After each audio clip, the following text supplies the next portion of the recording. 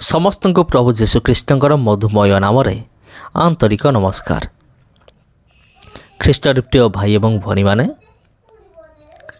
ଆୟୁବ ତାର 40 ପର୍ବର 15 ପଦରୁ 20 ପଦ ଆମେମାନେ ପାଠ କରିବା। ତେବେ ଚାଲନ୍ତୁ ପ୍ରିୟ ବନ୍ଧୁଗଣ, ଏହାକୁ କେବଳ ପାଠ କରିବା ନୁହେଁ, ଏହି ବାକ୍ୟକୁ ଆମେମାନେ ଧ୍ୟାନ କରିବା। ଆଜିର ମୂଳ ବିଷୟବସ୍ତୁ ହେଉଛି ବାକ୍ୟକୁ କିପରି ଧ୍ୟାନ କରାଯାଏ। ବାକ୍ୟକୁ କିପରି ଧ୍ୟାନ କରାଯାଏ, ଏହାକୁ ଜାଣିବା ପୂର୍ବରୁ ଆମକୁ ଦୁଇଟି ବିଷୟ ପ୍ରତି ଲକ୍ଷ୍ୟ କରିବାକୁ ପଡ଼ିବ। ପ୍ରଥମ ବିଷୟ ହେଉଛି ଏଇ ଯେଉଁ ବାକ୍ୟ ଆମେ ପଢ଼ିବା ତା'ର କିଛି ଅଂଶ ଉପରକୁ ଏବଂ ଏହି ବିଷୟର କିଛି ଅଂଶ ତଳକୁ କ'ଣ ଲିଖିତ ଅଛି ତାକୁ ବୁଝିବାକୁ ପଡ଼ିବ। এই বাক্যর টোটাল কন্টেক্সটକୁ ବୁଝିବାକୁ ପଡ଼ିବ, କେଉଁ କଣ୍ଟେକ୍ସଟରେ ଏଇଟା ଲେଖା ଅଛି। ତାପରେ ଦ୍ୱିତୀୟ ବିଷୟ, ଏହା କେଉଁ ପରିସ୍ଥିତିରେ ଲେଖା ଅଛି। ମୋର କହିବାର ଅର୍ଥ ହେଉଛି ଏହାର ଲେଖକ କିଏ, କେବେ ଲେଖା ହେଇଥିଲା, ଏହାର ସାଂସ୍କୃତିକ ପରିସ୍ଥିତି କ'ଣ, ଏହାର ଐତିହାସିକ ପରିସ୍ଥିତି, ଏହାର ଭୌଗୋଳିକ ପରିସ୍ଥିତି, ଏ ସମସ୍ତ ପରିସ୍ଥିତି ଗୁଡ଼ିକୁ ମଧ୍ୟ ଆମକୁ ଜାଣିବାକୁ ପଡ଼ିବ। ତେବେ ଚାଲନ୍ତୁ ଆମେମାନେ ଦେଖିବା। ଆୟୁବ ତାର 40 ପର୍ବ 15 ପଦରୁ 20 ପଦ।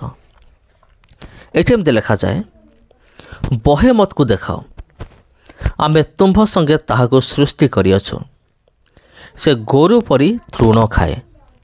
16, ଦେଖ ତାହାର କଟି ଦେଶରେ ତାହାର ବଳ ଥାଏ ଓ ତାହାର ଉଦରସ୍ଥ ପେଶୀରେ ତାହାର ଶକ୍ତି ଥାଏ।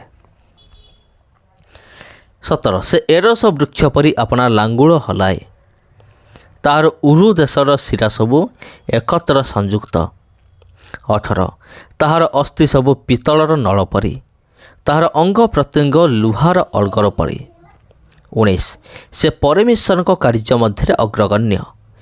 ଯେ ତାହାକୁ ସୃଷ୍ଟି କଲେ କେବଳ ତାହାଙ୍କର ଖଡ଼୍ଗ ତାହାକୁ ସ୍ପର୍ଶ କରିପାରେ। ଆଉ 20 ପଦ ଲେଖାଯାଏ, ଆହୁରି ପର୍ବତଗଣ ତାହା ପାଇଁ ଖାଦ୍ୟ ଉତ୍ପନ୍ନ କରନ୍ତି, ସେଠାରେ ବନ୍ୟ ପଶୁ ସମସ୍ତେ କ୍ରୀଡ଼ା କରନ୍ତି। ତେବେ ଏଠି କାହା ବିଷୟରେ ଲେଖା ଅଛି? ବହେମତ ବୋଲି ଗୋଟେ ଜନ୍ତୁ ଅଛି, ବହୁତ ବଡ଼ ଜନ୍ତୁ, ଯାହାକୁ ଡାଇନୋସର ବୋଲି କୁହାଯାଏ।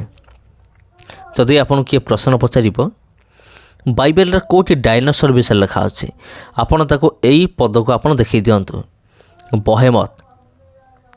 କାରଣ ସେହି ସମୟରେ ଡାଇନୋସର ଶବ୍ଦ ହିଁ ନଥିଲା, ସେଥିପାଇଁ ଡାଇନୋସର ବଦଳରେ ବହେମତ ଏହି ଶବ୍ଦକୁ ବ୍ୟବହାର କରାହେଉଥିଲା।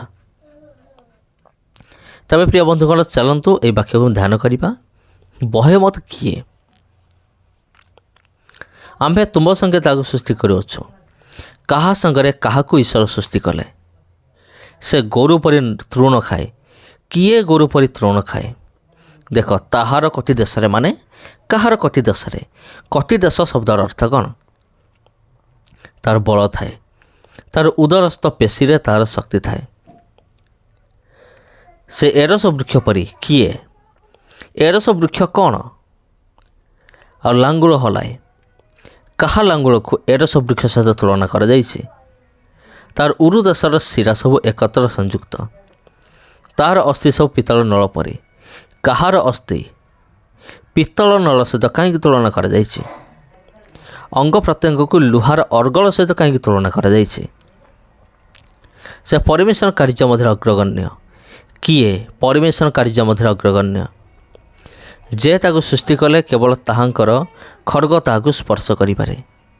କିଏ କାହାକୁ ସୃଷ୍ଟି କଲେ? ତାହାଙ୍କର ଖଡ଼୍ଗ, ମାନେ କାହାର ଖଡ଼୍ଗ ସ୍ପର୍ଶ କରିପାରେ।